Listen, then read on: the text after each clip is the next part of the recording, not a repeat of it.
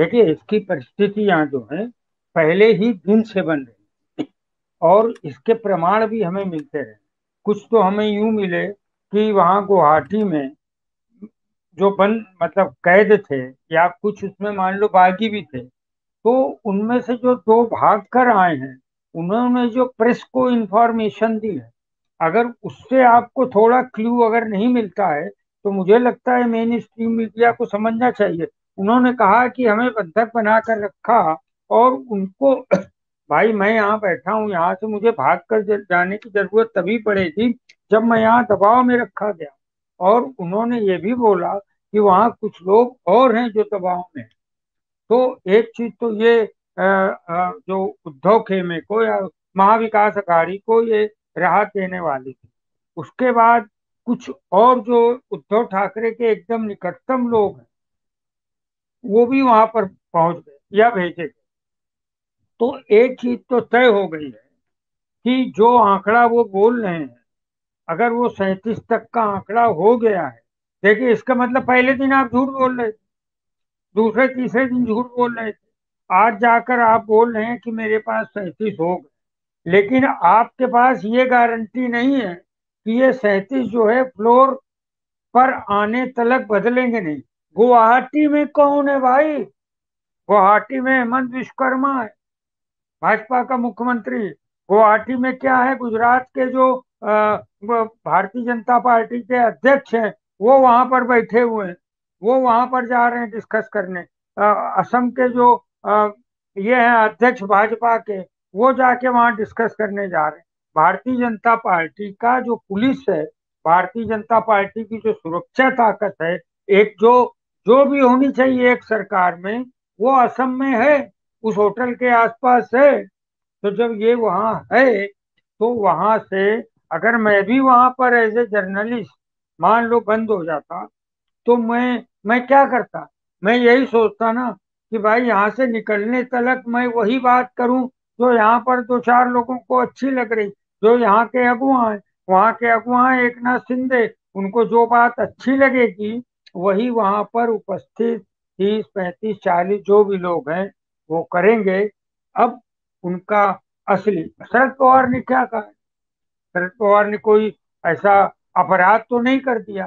Sharad Pawar खांटी politician है। शरद पवार का हिंदुस्तान और हिंदुस्तान के बाहर एक बड़े राजनीतिक के रूप में उनकी एक पहचान है। मैं आपको विनीता जी याद दिला देना चाहता हूँ, अभी तो आज शरद पवार को किसी केंद्रीय मंत्री ने कोसा है, मैं धमकी दी है, मैं उस पर आऊंगा। मैं पहले ये बता दूं कि जब यही विधानसभा चुनाव 2.5 साल पहले चल रहा था, उस समय उसकी भूमिका चुनाव की चल रही थी, प्रचार चल रहा था, आचार संहिता लग चुकी थी, भाषण हो रहा था, शायद कोल्हापुर या कहाँ जगह, आप बाद में करेक्ट हो जाएगी। तो उस समय अ, इनको शरद पवार को ईडी ने बुलाया जांच के लिए, पूछताछ के लिए। अब शरद पवार जैसे भीष पितामह को, अब ऐसे ही समझ लीजिए कि अगले 2 4 6 साल बाद ईडी अगर नरेंद्र मोदी को जांच के लिए बुलाएगी, तो गुजरात की जनता को बुरा लगेगा, ये बात सही है। उसी तरीके से महाराष्ट्र की जनता को बुरा लगा, और और शरद पवार ने मंच पर कहा, मैं वो वीडियो आपको भेजूंगा, अब बरसते पानी में उनको कैंसर है, वो बायोप्सी कराते हैं, उनका इलाज चल रहा है, मुझे यहाँ ये बोलना पड़ रहा है क्योंकि अब ऐसे में एक खाटी नेता जो 80 साल का है, वो बरसते पानी में खड़ा होकर एक सेंटेंस बोला था केवल शरद पवार ने, और हम्म। स्थिति अच्छी नहीं थी, भाजपा अच्छी स्थिति में थी। वो केवल एक शरद पवार ने बोला था कि अब ये गुजराती हम लोगों को अपमानित करेंगे क्या, जांच के लिए बुलाएंगे क्या? बस उसी एक वही वीडियो जो है पूरे महाराष्ट्र में घूमा, और बहुत अच्छी स्थिति बन गई। एनसीपी भी दूसरे नंबर पे रही, शिवसेना से दो ही पीछे थी, और कांग्रेस भी, और एक फिर बाद में इनकी सरकार बनी।